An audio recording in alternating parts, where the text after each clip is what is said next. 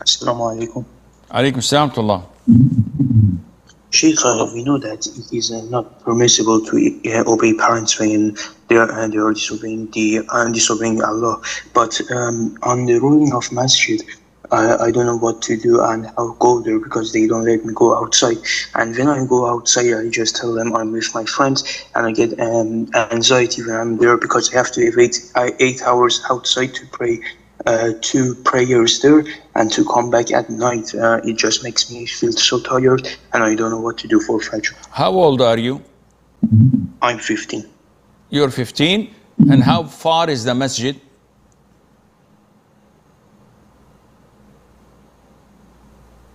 Parham, 860 meters.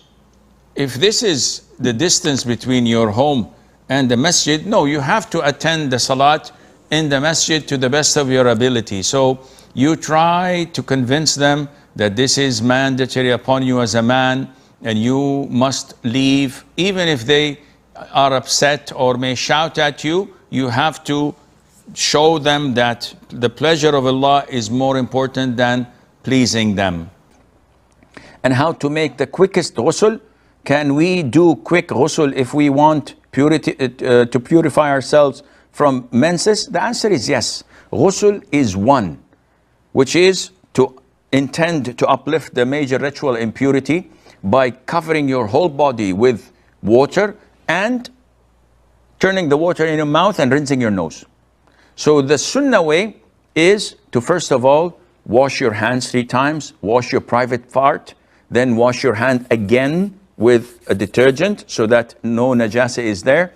Then perform wudu, normal wudu, with the exception of the feet, don't wash them. Then take 3 scoops of water and wash your hair thoroughly, reaching the scalp. Then pour water over your whole body, wash your feet, that's it. This is the Sunnah.